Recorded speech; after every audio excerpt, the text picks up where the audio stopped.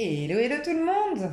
Donc, merci de me retrouver pour le mois de mars, pour l'année personnelle 9 en 2021. Vous avez janvier-février sous une autre vidéo, vous avez les explications de cette vibration sous une autre vidéo, pardon, et vous avez le tirage de toute l'année 2021 sous une autre vidéo. Sous cette vidéo, vous pouvez calculer votre année personnelle si vous ne la connaissez pas. Vous avez aussi sur Internet de quoi la calculer. Alors, normalement, en mars, ça devrait vraiment être positif. Vous êtes sous une vibration 3, autant vous dire que c'est pump it up. Le mois 3, donc pour vous, c'est le mois de mars. Vous êtes aussi un peu sous la vibration 12. Donc, je vais vous expliquer, mais c'est les rencontres, les nouvelles rencontres, le partage avec les autres, la légèreté, le fun, la passion, la joie de vivre. Et vous, on vous recommandait de vous y reconnecter. Donc là, c'est le moment idéal au mois de mars. Et en plus, vous avez la vibration un peu plus haute puisque vous êtes dans le 12, c'est-à-dire le pendu. Donc 2 et 1, 3. Et le pendu, il se laisse quand même traverser par le divin. C'est-à-dire que soyez un maximum en spontanéité, sans attente, sans projection, sans trop de sérieux, sans trop de réflexion à ce que vous vivez, sans essayer de trop comprendre, dans un total lâcher-prise. Accueillez les opportunités un max. D'accord ? Alors, l'énergie que vous allez vous exprimer au mois de mars. Alors, il y a une évolution, on me dit je vais mettre 3 cartes. L'énergie que vous allez exprimer au mois de mars, il y a une évolution. Donc, première carte, alors, 7 de bâton, une très belle carte. Ok, je vais vous dire en as de denier. Et à la fin du mois, 4 de coupe, magnifique. Ok, à l'envers. Donc, 4 de coupe à l'envers, c'est une très très belle carte. Vous avez l'énergie en début de mois en mode défensive. Vous êtes sur la défensive, mais vous êtes sur la défensive pas pour rien.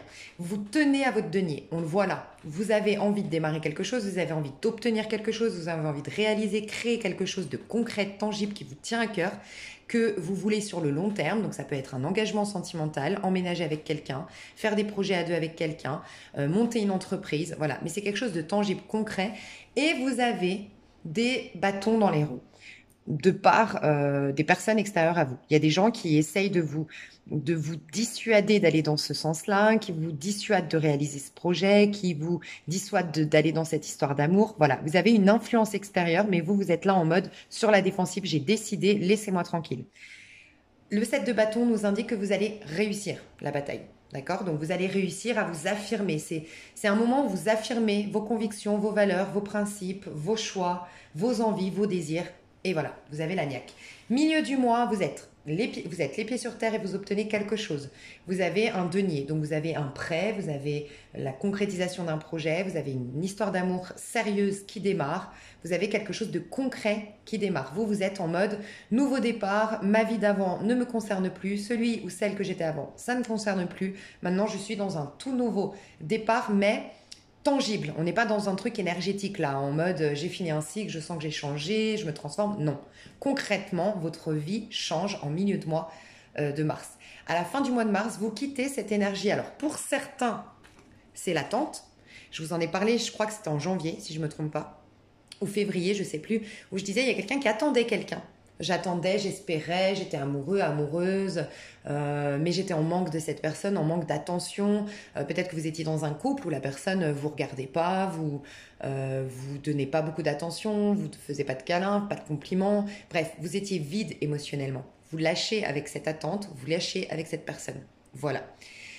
Peut-être que c'est vis-à-vis pour vous à qui ça parle. Vous étiez engagé, vous étiez avec quelqu'un avec qui vous n'étiez pas nourri émotionnellement. C'est possible. Dans ce cas-là, on voit que vous vous défendez vis-à-vis de cette personne. Vous dites stop, j'en peux plus, je prends mon appartement, je quitte, je m'offre une nouvelle vie. Cette personne essaie de vous rattraper, de vous convaincre du contraire, mais votre décision est prise et du fait d'avoir pris cette décision, vous lâchez avec ce sentiment de...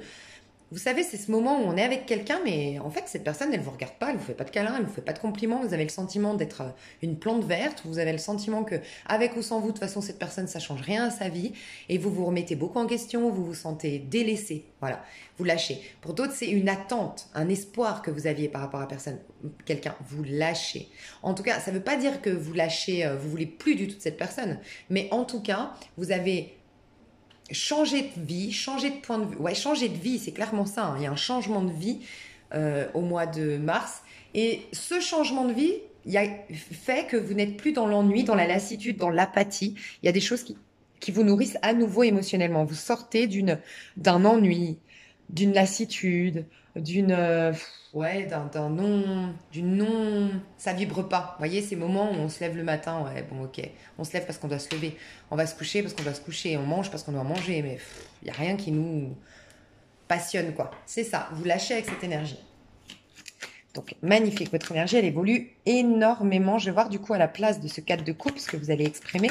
Parce qu'à la place de cette apathie, de cet ennui, de cette lassitude, ce sentiment d'être délaissé, valet de denier. Donc, je pense que c'est vous mettez en place quelque chose par vous-même. Oui, vous avez des opportunités de le mettre en place. Donc, vous avez peut-être le crédit, le prêt, mais c'est vous qui avez négocié le crédit. C'est vous qui êtes en train de monter une entreprise. Je ne sais pas ce que vous êtes en train de faire au mois de mars, mais vous êtes à l'origine de votre nouvelle vie. Vous y mettez votre cœur, vous y mettrez votre énergie tout entière. Et c'est pourquoi vous êtes nourri par votre vie. Vous êtes motivé, vous êtes en train de faire quelque chose et que ça vous plaît. C'est comme un rêve qui commence à se réaliser parce que le valet de denier, c'est j'ai fait de ma vie un rêve. Il est venu le temps de le réaliser, de faire de ma vie, de faire de ce rêve une réalité. Et tu es là-dedans, en train de créer tes nouveaux projets. Donc, il y a aussi un sentiment de... J'ai l'impression qu'il y a de l'argent qui rentre et ça solutionne beaucoup de choses. Mais j'ai aussi le sentiment que l'énergie, ta santé, ta vitalité, elle revient au mois de mars. Ok? Non, 2 de coupe. Tu as des relations qui sont harmonieuses, tu as peut-être même un couple qui est harmonieux. C'est peut-être ce couple que tu dois défendre aux yeux des autres. Ouais, j'ai l'impression que tu essayes de le défendre, de le protéger, ce couple, ce lien que tu as avec une personne en particulier. Ça peut être aussi une très très jolie amitié, mais tu as des relations très très harmonieuses au mois de mars. Je vais voir au niveau du pro. Au niveau du pro. Ok. Oh. Quelque chose que tu avais longuement attendu. Waouh. Oh là là, on retrouve les mêmes cartes que tu avais au niveau professionnel, je crois, au mois de février, si je ne me trompe pas, ou au niveau de l'énergie principale. Tu as l'accomplissement d'un projet, tu as la promotion que tu attendais, tu as l'objectif que tu voulais atteindre qui se réalise, quelque chose que tu as dû être patiente ou patient, tu as dû... je ressentais, tu vois, le 2 de... Enfin, la papesse, c'est souvent ces périodes de gestation qui te demandent quand même un dépassement de soi, tu vois, qui te demandent de ne pas aller écouter ton impulsivité, de ne pas écouter ta frustration, de faire confiance au divin. C'est vraiment faire confiance uniquement à ton troisième œil.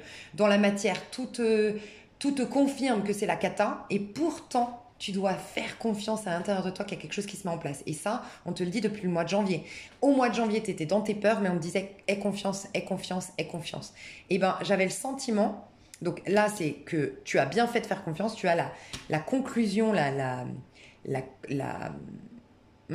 confirmation que tu avais raison de faire confiance, tu as exactement ce que tu voulais, voir encore mieux.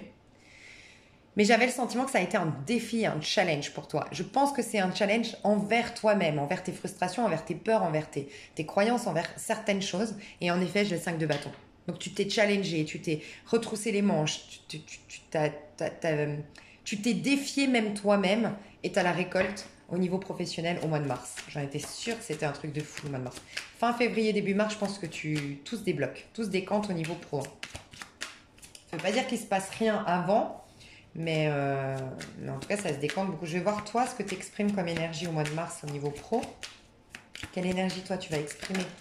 On me dit qu'il y en aura 2. Oh, ok. Ok et ok, d'accord. Et l'as d'épée, d'accord.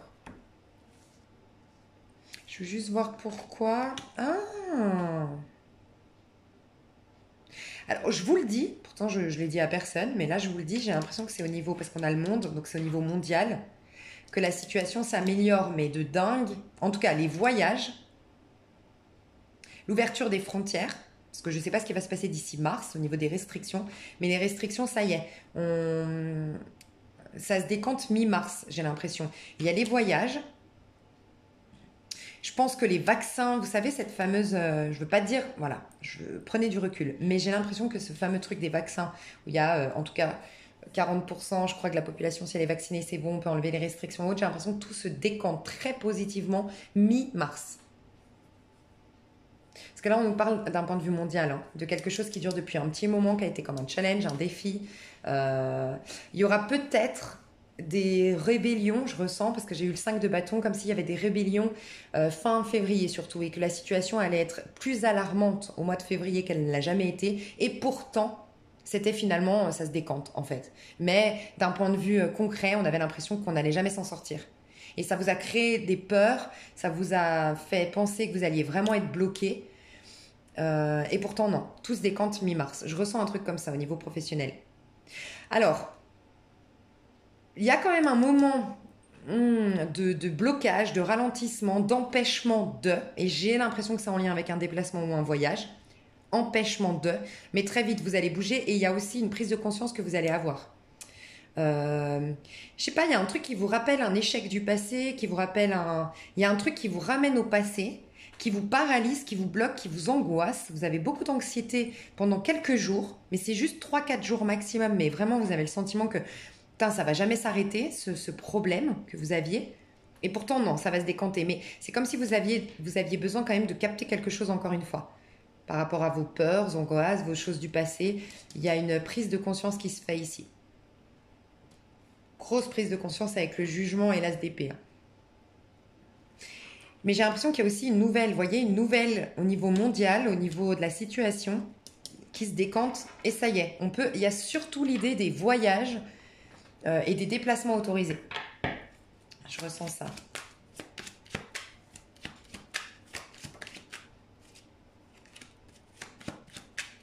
Alors, ouais, ok, c'est possible, je vous le dis, c'est possible que le gouvernement annonce quelque chose qui est finalement... c'est bizarre, hein, je sais. Mais j'ai l'impression qu'il y a une annonce, mais qui tombe à l'eau. Donc, je sais pas, on n'y est pas encore. J'ai hâte de voir, pour voir si, ce qui se passe. Mais j'ai l'impression qu'il y a une annonce qui alarme tout le monde. Alors, est-ce qu'il y aura une rébellion? Est-ce qu'il y aura des gens qui vont... une pétition qui va être faite? Est-ce que... même dans le gouvernement, finalement, au niveau du gouvernement, ils vont pas tous être d'accord? Ou est-ce que des pays vont essayer de... Moi, j'ai l'impression que c'est un truc au niveau les pays entre eux. Il y a des pays qui vont refuser quelque chose, mais le fait de refuser, de se rebeller, ça va libérer toute une population. Bon, je sais que c'est particulier, mais il y a un truc comme ça qui se passe. Mais là, on parle au niveau mondial, au niveau de la conjoncture pour tous, hein, au niveau du collectif. Donc franchement, si vous regardez cette vidéo au mois de mars, moi j'ai le sentiment que ce qu'on va dire aux infos, une annonce officielle va être remise en question quelques jours plus tard. Même en 4 jours, c'est tout remis en question. Une annonce officielle est finalement tombe à l'eau.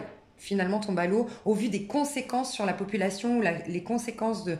J'ai l'impression qu'il y a quelqu'un qui... Et peut-être que vous ferez partie de cette manifestation d'une manière ou d'une autre. Ça peut être des pétitions...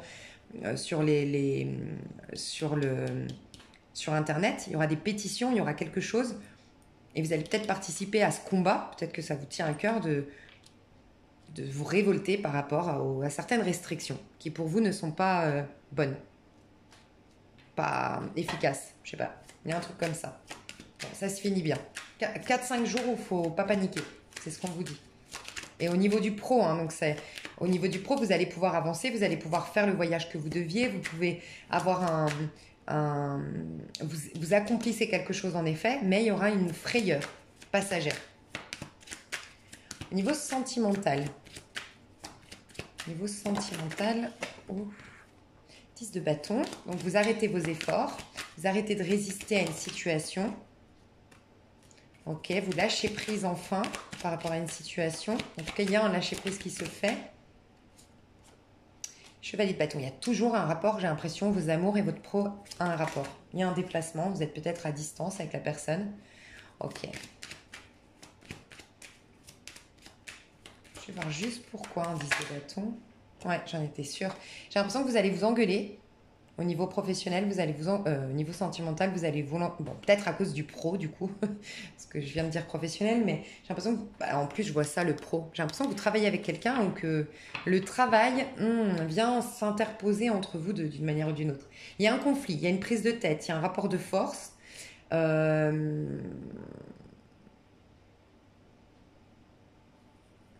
pas l'impression que c'est un problème d'ego ici. C'est pas un problème de compréhension mutuelle, c'est pas un problème de prise de tête stérile, c'est un problème d'ego ici. Ok. Moi, j'ai l'impression qu'il y a quelqu'un qui résiste. Alors, est-ce que c'est vous? Parce qu'à la fin de l'année 2021, j'ai vu qu'il y avait un couac dans un amour naissant, pourtant magnifique. On le voit ici. Il va falloir vous affirmer d'une manière ou d'une autre. Vous, rappelez-vous, au niveau sentimental.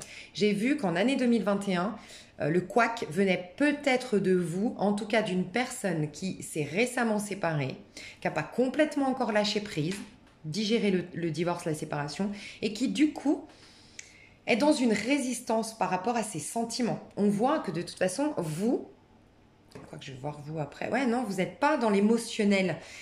Déjà que vous arrivez à lâcher du lest au niveau pro, au niveau de votre vie au quotidien par rapport à l'émotionnel, vous aviez bloqué votre cœur. Déjà qu'au niveau pro, vous arrivez à être un peu plus enthousiaste, un peu plus spontané, un peu plus joyeux, un peu plus... Voilà, vous laissez un peu plus aller. C'est un peu trop vous demander au niveau sentimental, je pense. Sauf que cette personne peut-être aurait besoin d'explications. Je pense qu'il y a un manque de communication. Et si ça vous parle, le conseil ici qu'on vous donne, c'est parle. Dis à cette personne que tu as peur de t'investir émotionnellement, que tu aimerais mais que tu as peur. Parce que cette personne, elle ressent un manque de câlin, un manque d'attention, un manque de spontanéité de votre part et ça la fait se remettre énormément en question et elle supporte pas ça, cette personne. Donc, il y a un rapport d'ego.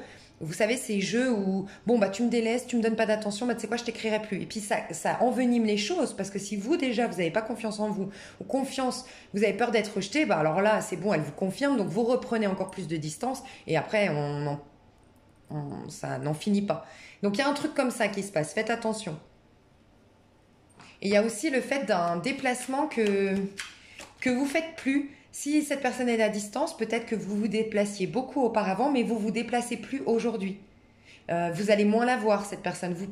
En fait, vous faites beaucoup moins de pas vers cette personne. Et moi, j'ai l'impression que contrairement à ce que cette personne croit, que c'est que vous vous en foutez, ou vous vous foutez d'elle, ou j'ai l'impression qu'il y a comme de la jalousie ou de la méfiance de la part de cette personne. Si c'est le cas, c'est ça qu'on vous disait. L'affirmation, c'est plutôt que de vous dire défendez-vous, c'est plutôt défendez-vous contre vous-même, vos peurs à vous, pour être beaucoup plus ancré dans l'histoire, beaucoup plus engagé dans l'histoire, parce que cette personne, elle a du mal à vous suivre. Si c'est le cas, ouais, faites attention parce que cette personne, j'ai l'impression que ça la blesse en fait.